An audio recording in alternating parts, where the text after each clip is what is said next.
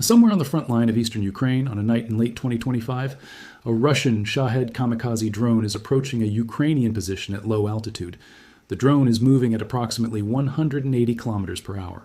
It costs approximately $35,000 to manufacture. It is carrying an explosive payload, and the air defense system waiting for it is not a Patriot missile. Battery, which costs millions of dollars per intercept, and it is not a gun system that burns through expensive ammunition. The system waiting for it looks, from a distance, like a very large telescope mounted in the bed of a pickup truck. It has 2 cameras strapped to either side. It makes almost no sound, and when its operator tracks the incoming drone and fires, nothing visible happens. No flash of light, no sound of a gun. The drone simply, as The Atlantic's Simon Schuster described it when he first reported this weapon to the world in early February 2026, began to burn as if struck by invisible lightning, then fell to the ground in a fiery arc. The weapon that did this is called Sunray.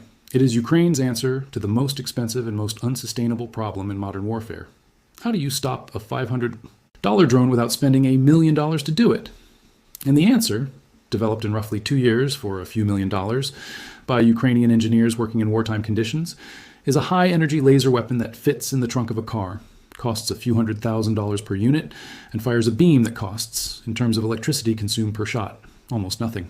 But Sunray is only the beginning of the story tonight, because Ukraine did not build one laser weapon. It built at least 3, and each one represents a different tier of what directed energy warfare can do, from blinding reconnaissance drones at 10 kilometers, to destroying attack drones and cruise missiles at 5 kilometers, to engaging helicopters and aircraft at close range, all at a cost per shot that makes the economics of Russia's drone warfare strategy, built on the assumption that cheap drones will exhaust expensive Western air defense missiles, collapse.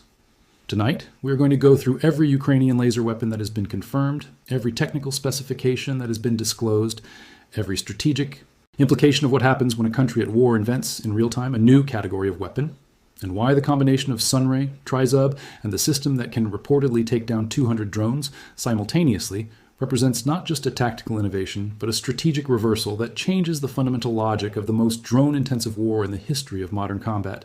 Signal number 1. Before we go to Ukraine's specific systems, you need to understand the problem they are solving, because the economics of drone warfare in 2026 are so lopsided that they represent, in the words of American laser weapons expert Jared Keller, a cost calculus that is punishing. Here are the numbers. Russia's Shahed kamikaze drone, the Iranian, designed one-way attack aircraft, which Russia now manufactures domestically under the designation Zircon, costs approximately $35,000 per unit.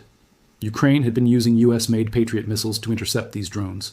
A single Patriot intercept cost between $3 million and $6 million. $3 million to kill a $35,000 drone. That is an 80-to-1 cost ratio in Russia's favor.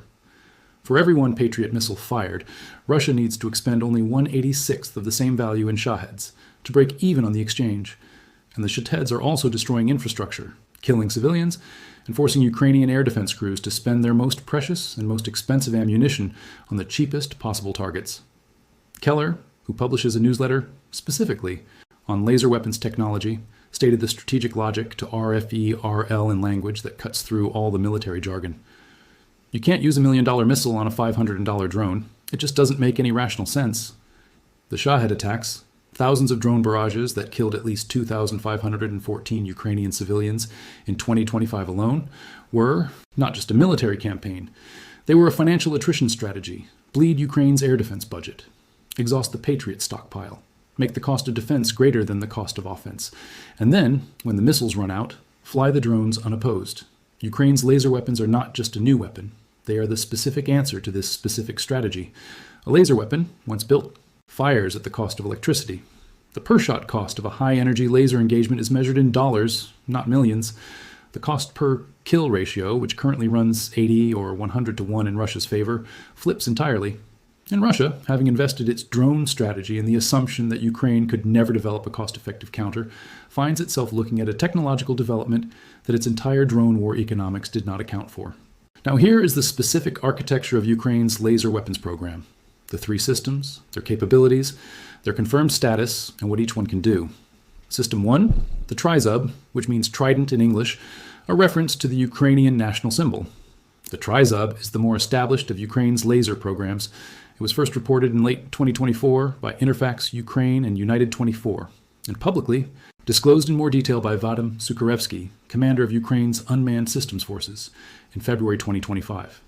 In April 2025, the Unmanned Systems Forces gave a formal demonstration of the Trizub and disclosed its full specification range.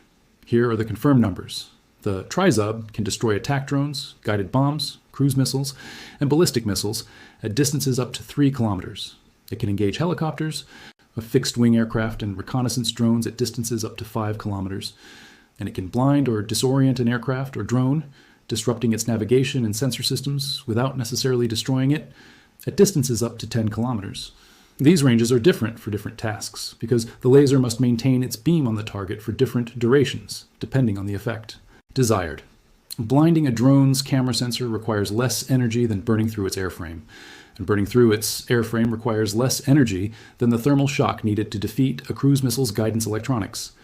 Sukharevsky declined to disclose the system's power output or its specific developer, but confirmed it had been operationally deployed as of February 2025, making Ukraine the 5th country in the world to deploy an operational military laser system, alongside the United States, Israel, the United Kingdom, and one unnamed 4th nation. System 2, Sunray.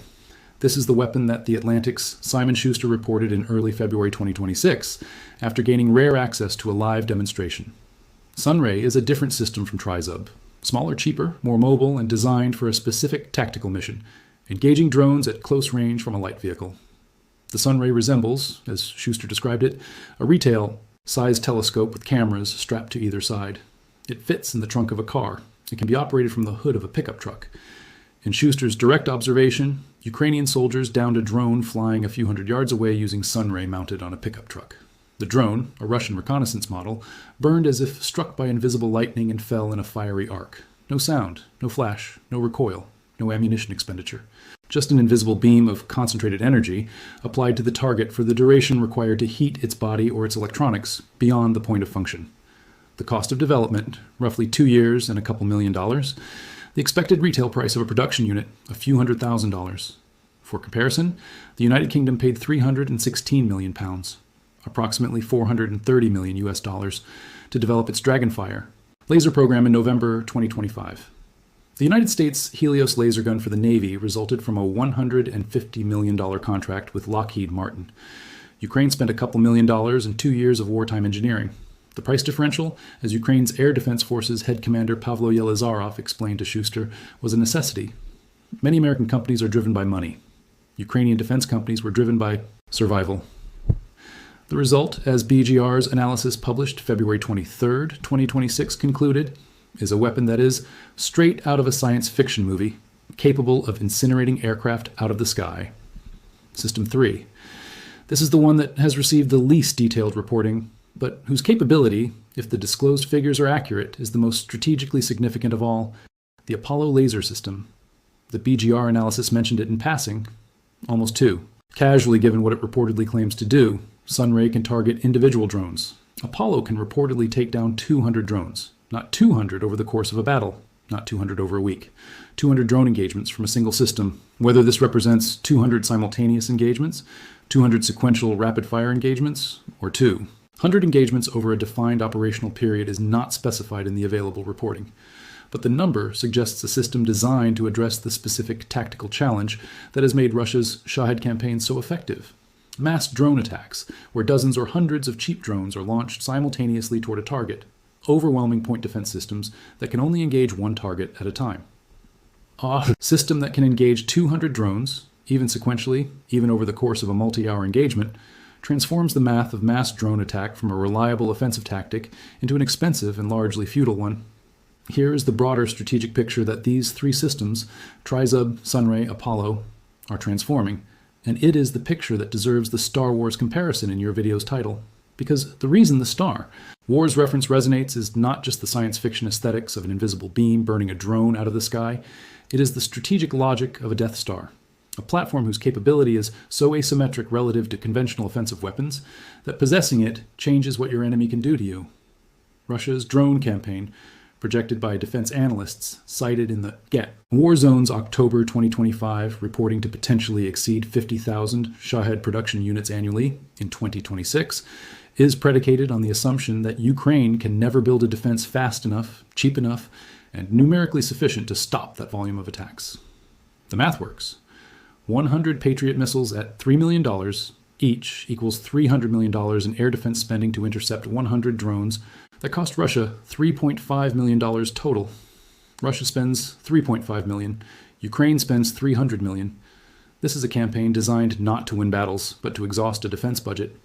But what happens to that math when the per-shot cost of Ukraine's air defense falls from $3 million to approximately $10 of electricity? 100 Shaheds at $35,000 each equals $3.5 million of Russian offensive spending. Ukraine engages them with 100 laser shots at $10 of electricity each, for a total of $1,000 of Ukrainian defense spending.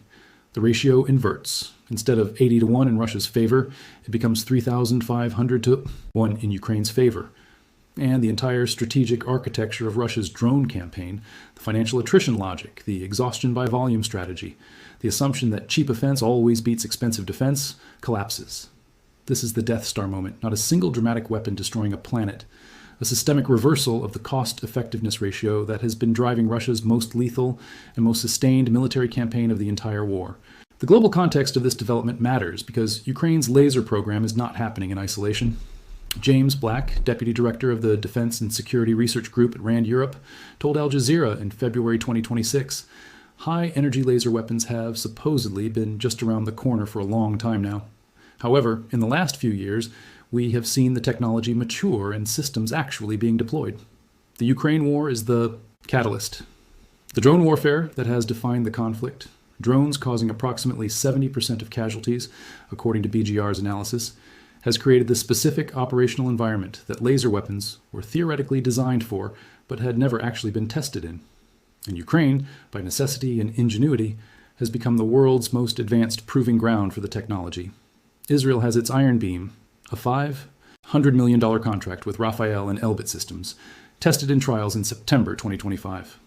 The United Kingdom has Dragonfire, a $430 million program, delivery scheduled for 2027.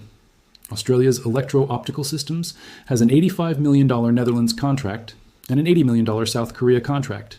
Germany and France are in development. The United States Navy has the Helios system under a $150 million Lockheed Martin contract. Every major military power on Earth is in the laser weapons race. Ukraine is the only one that has been running actual combat tests against actual enemy drones, producing actual kill footage in an actual war. Here's the critical technical caveat that the optimistic framing of Ukraine's laser breakthrough requires, because the story is genuinely remarkable, but it is not without limitations. And those limitations matter for understanding how these systems will shape the conflict. Laser weapons are affected by atmospheric conditions in ways that missiles and guns are not. Rain, fog, dust, smoke, and even high humidity scatter and absorb laser energy, reducing the effective range and power delivered to the target. In the conditions that characterize eastern Ukrainian winters in much of the year, overcast skies, frequent precipitation, battlefield smoke from artillery and burning vehicles, a laser weapon's effective performance envelope is narrowed. RAND Europe's James Black noted that the market for laser weapons is still fragmented and that we don't yet have a mass market rollout. A single sunray on a pickup truck is a remarkable proof of concept. 100 sunrays deployed across a front line, reliably maintained and operated by trained crews in all weather conditions, is a very different logistical and operational challenge.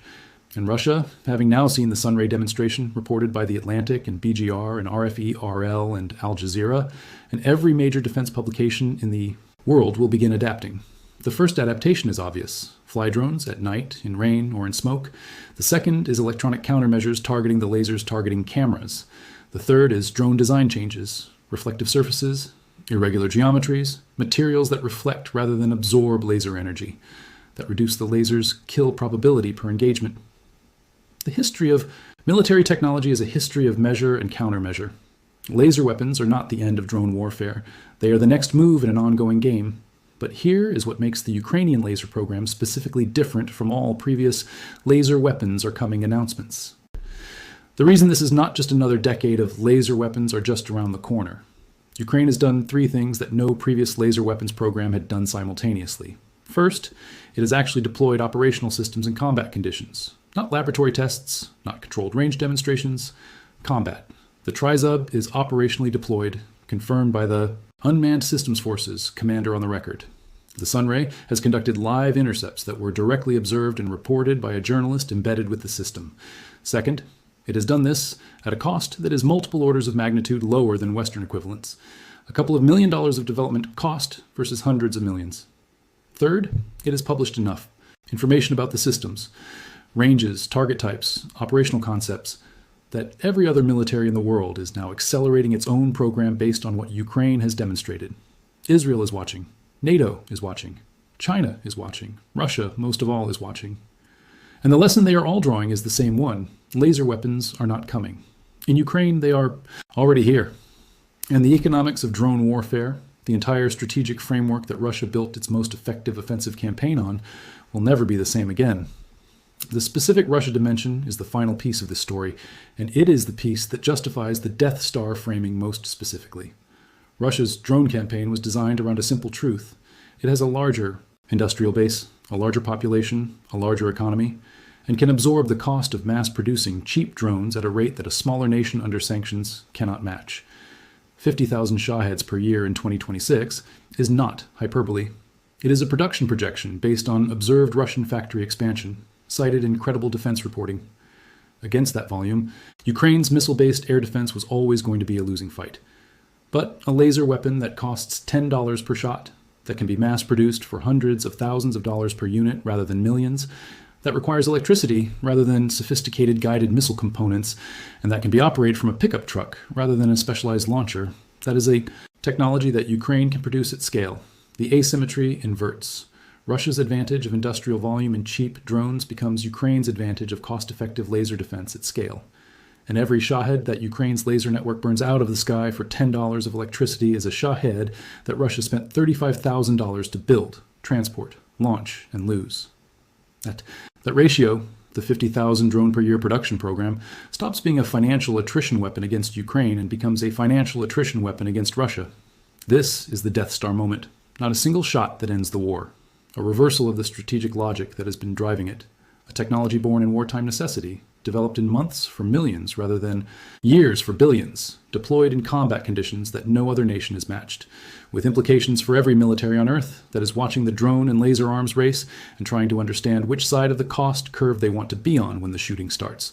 Ukraine built Sunray in 2 years. It is burning drones out of the sky from a pickup truck. The cost per shot is electricity. The cost per unit is a few $100,000.